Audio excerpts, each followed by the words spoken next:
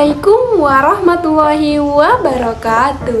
Hai teman-teman semuanya, kembali lagi bersama saya Putri Kartikasari dari kelas 2023A Program Studi Pendidikan Bahasa dan Sastra Indonesia Universitas Riau.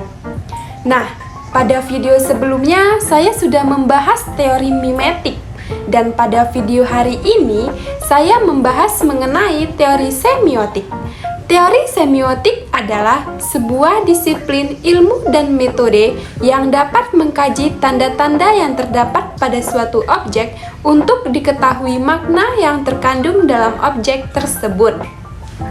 Nah, asal kata semiotik ini berasal dari bahasa Yunani yaitu semion yang memiliki arti tanda ataupun petanda. Nah, adapun 3 tokoh yang mengemukakan mengenai teori semiotik ini. Yang pertama yaitu Ferdinand de Saussure, yang kedua Carles Sanders Peirce, dan yang ketiga Roland Barthes. Nah, apa saja sih tanda-tanda yang dikaji dalam semiotik? Tanda-tanda yang dikaji dalam pendekatan semiotik dalam karya sastra ada 3. Yang pertama, ikon. Yang kedua, indeks, dan yang ketiga, simbol. Nah, lalu apa sih perbedaan dari 3 tanda ini? Ikon. Ikon adalah tanda yang dapat dilihat dan didengar dalam sebuah karya sastra. Contohnya seperti patung, foto, nyanyian, dan sebagainya. Yang kedua adalah indeks. Indeks adalah tanda yang dirancang untuk mengaitkan 2 sumber acuan. Indeks berkaitan dengan hubungan sebab akibat.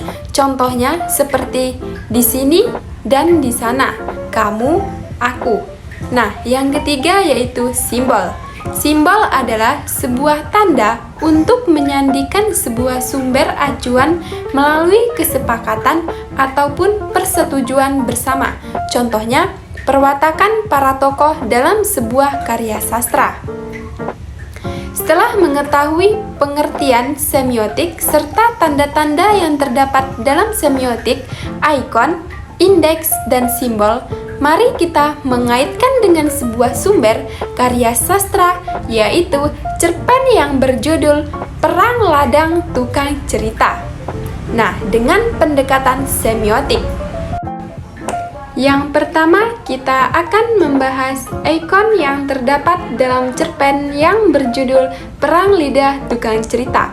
Ada beberapa ikon yang ada dalam cerpen Perang Lidah Tukang Cerita, yaitu kata toko kopi atau warung. Kopi berarti tempat orang berkumpul, berbincang sambil meminum kopi. Kata toko kopi ataupun warung, kopi merupakan ikon dari latar tempat peristiwa terjadinya perang lidah dalam cerita Perang Lidah Tukang Cerita.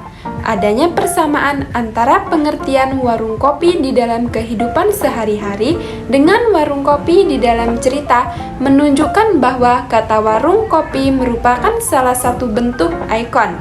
Kondisi kedua latar yang berkebalikan ini merupakan ikon. Lanjut, kita akan membahas indeks yang terdapat dalam cerpen Perang Lidah Tukang Cerita. Indeks yang berupa sebab akibat dalam cerpen ini terdapat dalam beberapa indeks. Yang pertama, perilaku, yang iri terhadap tetangganya dan keras kepala.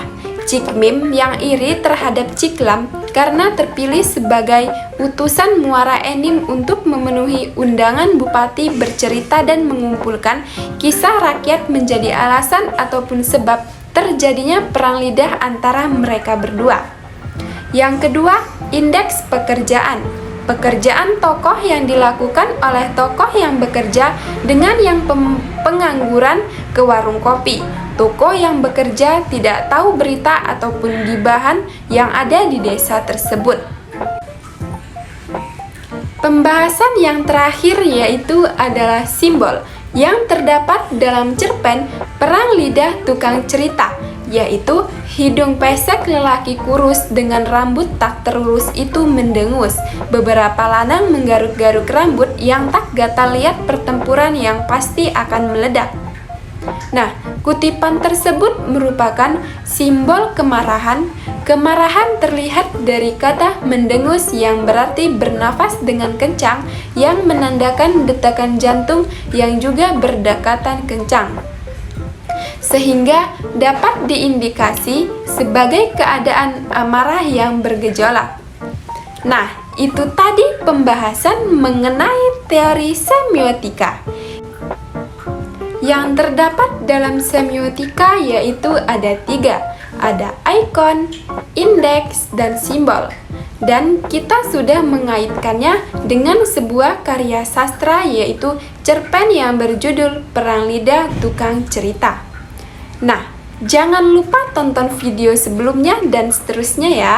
Assalamualaikum warahmatullahi wabarakatuh. Audio Jungle.